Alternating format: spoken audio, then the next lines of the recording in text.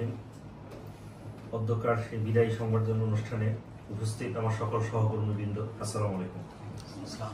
আজকে আসলে আনন্দের দিন না, একটু কষ্টের দিনও, যে আমাদের টিম সারিনা, আমাদের উপদেষ্টা মহোদয় রাহেলা রহমতুল্লাহ ম্যাডাম বলে যে টিম সারিনা।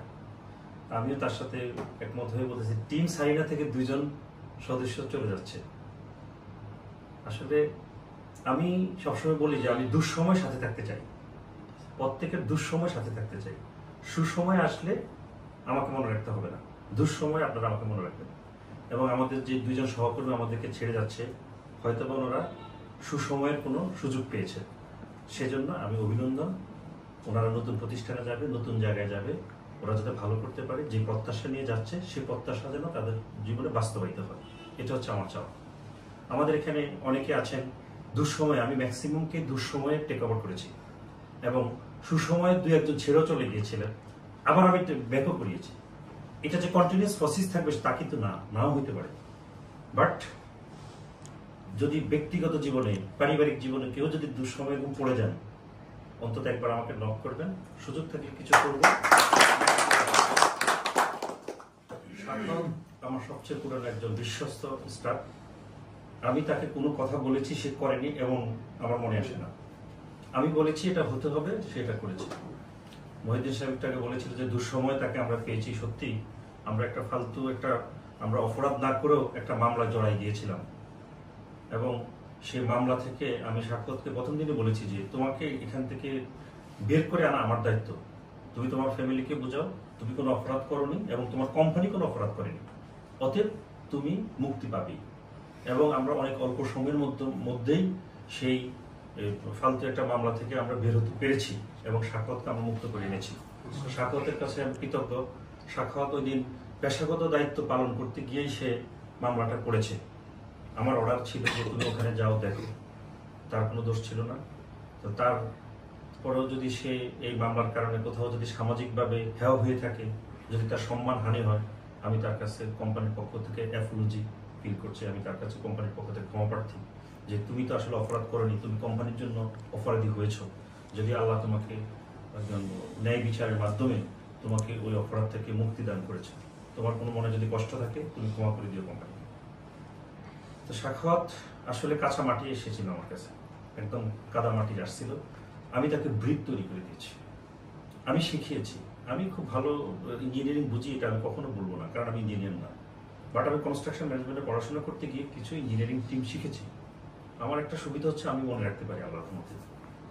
ওই মনে রাখা থেকে আমি সাক্ষাৎকে শিখিয়েছি, একদম ধরে ধরে শিখিয়েছি।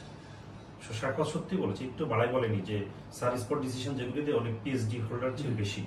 আমি চেষ্টা করি, আমি কাজটার ভিতরে ঢুকতে চাই, ঢুকে আমি বের করে আনি যে এটা কি হওয়া উচিত। আল্লাহ আমাকে কিছু কমন সেন্স দিয়েছে, যে কমন সেন্সের মাধ্যমে এটা আমি বুঝে ফেলি কীভাবে। ঠিক সাক্ষাতের উপর আমি সেটা ইমপ্লিমেন্টেশন করেছিলাম এবং সাক্ষাৎকে বেশ সিনিয়র ইঞ্জিনিয়ার হিসেবে আমি ট্রিট করতাম, যদিও সেও অত সিনিয়র ছিল না এবং সেও আমাকে আউটপুট দিতে পারত। আপনি যখন কোনো পাইপের এক প্রান্ত দিয়ে 1 লিটার পানি ঢালবেন, অপর প্রান্ত দিয়ে হয়তো 900 গ্রাম বের হবে, কারণ 100 গ্রাম তো পাইপটা শুষে নেবে। তো 900 গ্রাম না 800 গ্রামও যদি বের হয় আপনি সফল। সাক্ষাৎ আমাকে 900 গ্রামই দিয়েছে, 100 গ্রাম তো সিস্টেম বসে। সাক্ষাতের যথেষ্ট ইচ্ছা ছিল, অভিব্যক্তি ছিল। হ্যাঁ, সময়ের প্রয়োজনে, সুসময়ের প্রয়োজনে মানুষ মানুষকে ছেড়ে যাবে, এটাই স্বাভাবিক, এটাই গতানুগতিক। বাট আমি কখনো কখনো সাক্ষাতের পারিবারিক ব্যাপারও ইন্টারফেয়ার করেছি। আজকে তোমাদেরকে বললাম, ওই পারিবারিক ইন্টারফেয়ারটা আসলে আমার তার প্রতি সাহায্যের হাত বাড়িয়ে দেওয়ার জন্য আমি সাহায্য করেছি, চেষ্টা করেছি তার কোনো পারিবারিক প্রবলেম বা ফিনান্সিয়াল কোনো ক্রাইসিস বা অন্য কোনো আমি সলভ করার জন্য। কতটুকু পেরেছি আমি জানি না, সেটা সে বলবে, বাট আমি করেছি, চেষ্টা করেছি। আমি মনে করি যে আমার লেভেল থেকে আমি ঠিক করেছি। আর আরেকজন যে আমাদের যে নির্বাহী পরিচালক মহোদয়, উনি অত্যন্ত যোগ্য একজন লোক। ওনার মতো একজন যোগ্য লোক আমার সাথে 2 মাস কাজ করেছে, এটা আমার জন্য অনেক গর্বের বিষয়, অনেক প্রাউডের বিষয়। আমরা একসাথে চাকরি করেছিলাম, একই শিপে ছিলাম, সেখান থেকে আমাদের বন্ধুত্ব। ওনার পরিবারের সাথে আমার খুব সখ্যতা। ওনার ছেলেটা আমাকে অনেক পছন্দ করে। তোমরা চিন্তা করতে পারবো না, যদি কোনো অনুষ্ঠানে যাই সে আর বাবার সাথে থাকে না, সে আমার সাথে থাকে। হাজারো প্রশ্ন তার, মানে জগতের প্রশ্ন, সে জগতের ধাঁধা আমার কাছে জানতে চায়।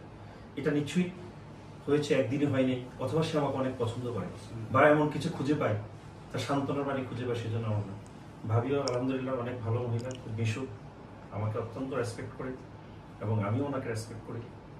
এবং উনি আমার সাথে যে 2 মাস কাজ করেছে উনি নিজ মুখে বলেছে আসলে আমাদের কোনো মিসম্যাচ হয়নি, আমরা দুজন দুজনকে মানিয়ে নিয়েছিলাম, আমাদের মধ্যে কোনো ভুল বোঝাবুঝি নেই।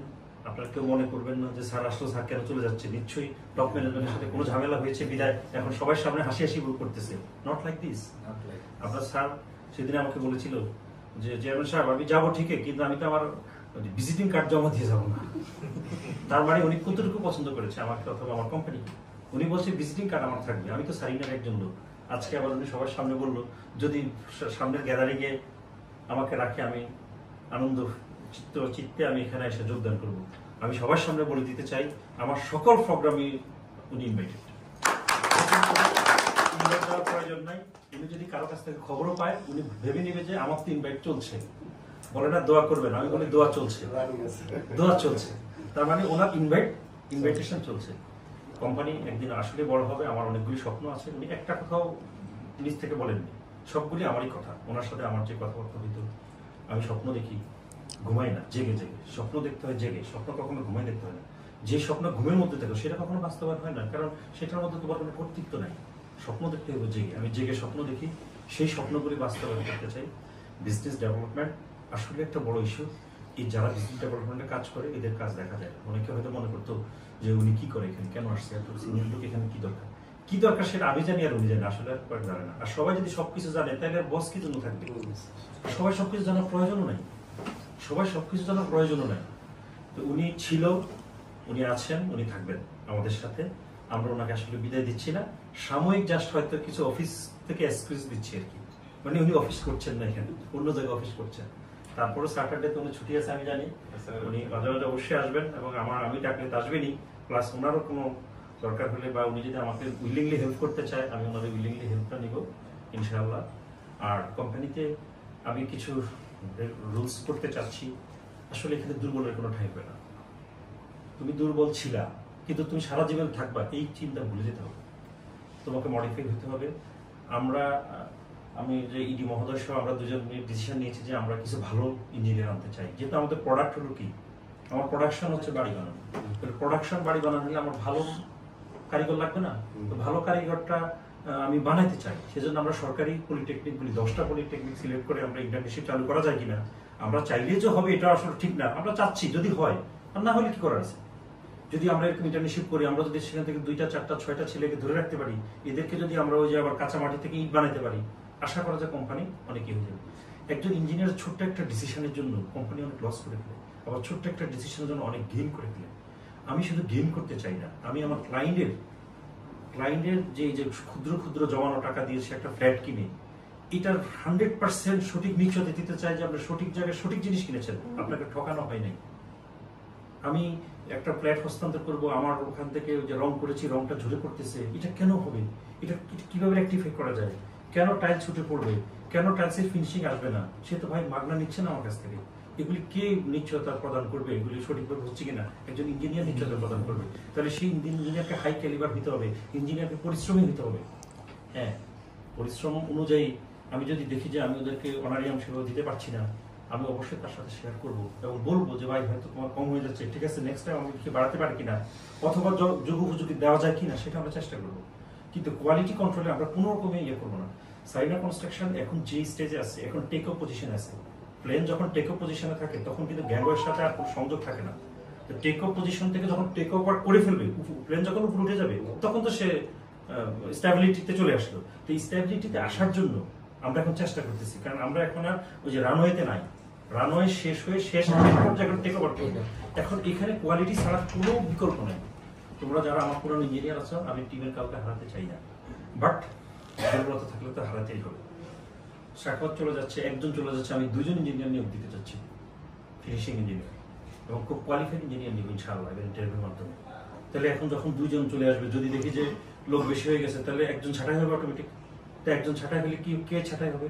যে দুর্বল, সে ছাঁটাই হয়ে যাবে। তাহলে এখন দুর্বলতাটা কিভাবে রেকটিফাই করা যায়? সিরিয়াসনেসটা তোমরা এখন একদম পড়াশোনা করে সব মুখস্থ করার সুযোগ নেই তোমাদের, কিন্তু সিরিয়াসনেসটা ম্যানেজমেন্ট কি চাচ্ছে, তুমি কি করছো, তোমার ডিউটিটা কি করছো। তোমরা কিন্তু 9টা থেকে এসে 6টার আগে কেউ বাসা যেতে পারো না, এটা তো আমি জানি। কেউ যেতে পারে না, দুই একজন ফাঁকিবাজি করতে গেলে ধরা পড়ে যায়, কিভাবে যায় ধরা পড়ে যায়। এবং যেহেতু অফিস টাইমে থাকছোই সাইডে, তাহলে সাইডের কাজটা তুমি 100% কেন করছো না? তুমি তার বাসায় গিয়ে আরাম করতে পারছো না? একটু ঢিলামি, আচ্ছা গেছি আর কি, আচ্ছা করতেছে তো, আচ্ছা বলছি তো, তাহলে হবে না ভাই। প্লিজ সবাই ইয়ে করতে হবে। আমরা time to time oil fire ensure করবো, চেষ্টা করবো কিভাবে কি করা যায়। অলরেডি এই যে আল্লাহর মধ্যে আমরা 1 তারিখে বেতন দিতে পারছি, এটাতে একটা বড় অয়েল ফায়ার। হয়তো খুব সামান্য টাকা পয়সা দিয়ে তোমাদেরকে চলে না আমি জানি, তবে ডাবলও যদি পাও তারপর দিকেও চলবে না, কারণ নিডসের কোনো শেষ নাই। তখন তুমি ওই লেভেলে চিন্তা করবে। এখন কারণ বাজার থেকে বাসা যাওয়ার সময় সবজি কিনে নিয়ে যাও, তখন তুমি ভ্যানগাড়ি থেকে কিনবে বাসার সামনে, চিন্তা করো টাকা তো পকেটে আছে, তারপরে তখনও তো প্রভাব থাকবে। সৎভাবে বাঁচতে হবে। আর যদি বেশি টাকা ইনকাম করতে চাও তাহলে উদ্যোক্তা হোক, চাকরি করে বেশি টাকা ইনকাম করার সুযোগে নেই, সংসারে চলবে না সবসময় টানাটানি। তোমাদের ইডি স্যার ধরো 3 লাখ টাকা 5 লাখ টাকা বেতন পাবে, তারপরে দেখবে স্যারের লেভেলে স্যারের ইয়ে আছে। আমার তোমরা দেখছো আমার কোটি কোটি টাকা আছে, কিন্তু আমার সন্তান হিসেবে আমার কিছুই নেই। আমি এখন একটা বড় প্রজেক্টে 100 বার চিন্তা করি যে 20 টাকার প্রজেক্টকে আমি সামলাতে পারবো। তারপরে প্রত্যেক লেভেলে প্রত্যেকের ক্রাইসিস আছে। তুমি মনে করো না যে আমার কাছে খুব টাকা পয়সা আছে আমি খুব ভালো আছি, এরকম না। আমার আরো দরকার, প্রত্যেকেরই দরকার। একদম একজন মুসলিমের কবরের মাটি না পড়া পর্যন্ত তার শুধু দরকারই থাকবে। তো সেটা তো ম্যানেজ করতে হবে। ক্লায়েন্টের আমানত আমাদেরকে রক্ষা করতে হবে, সততা মেনটেন করতে হবে। ইনশাআল্লাহ আমরা ভালো করব। টিম সারিনা অত্যন্ত পরিশ্রমী একটা টিম, এবং আমি আমার এমপ্লয়ীদের উপর মাঝে মাঝে বকাঝকা করি, সত্য কথা, কিন্তু আমি খুশি। খুশি কারণ হচ্ছে যে আসলে আমি যা চাই তোমরা তা দেও। আমরা এবার ইনশাআল্লাহ খুব ইয়া করে আমরা আমাদের প্রতিষ্ঠা বার্ষিকী করবো, দেখবে আমাদের সকল পুরনো ক্লায়েন্টরা আসবে। আমি মনে করি অন্তত 10টা কোম্পানির চেয়ে আমার ক্লায়েন্টরা আমার সম্পর্কে ভালো বলবে। এটা আমি অ্যাচিভ করেছি, বাট এটা ধরে রাখতে হবে। অনেক সময় ক্লায়েন্ট অতিরিক্ত কিছু চাইবে, কিন্তু সেই চাওয়াটা আমরা হয়তো রাখবো না, বাট সেটা ওনাকে বুঝাই দিতে হবে। তুমি সবসময় কোম্পানির কথা চিন্তা করতে হবে যে কোম্পানি তো বেনিফিট হতে হবে, আবার তাকে যেন না ঠকানো হয়, সেটা আমাদের ইনশিওর করতে হবে। তো পরিশেষে আমি বিদায়ী আমার ইঞ্জিনিয়ার সাখাওয়াত সাহেবের জন্য এবং আমাদের ইডি স্যারের জন্য দোয়া করি, আল্লাহ ওনাদেরকে সুস্থ রাখুক, ওনাদের পরিবার নিয়ে সুখে থাকুক, সবাই মিলে আমরা ভালো কিছু করব, এই প্রত্যাশায় আমি আমার বক্তব্য শেষ করলাম। আর ইঞ্জিনিয়ার সাখাওয়াতকে আমি আমার পক্ষ থেকে একটা টোকেন অফ লাভ দিতে চাই, খুব কম টাকায়।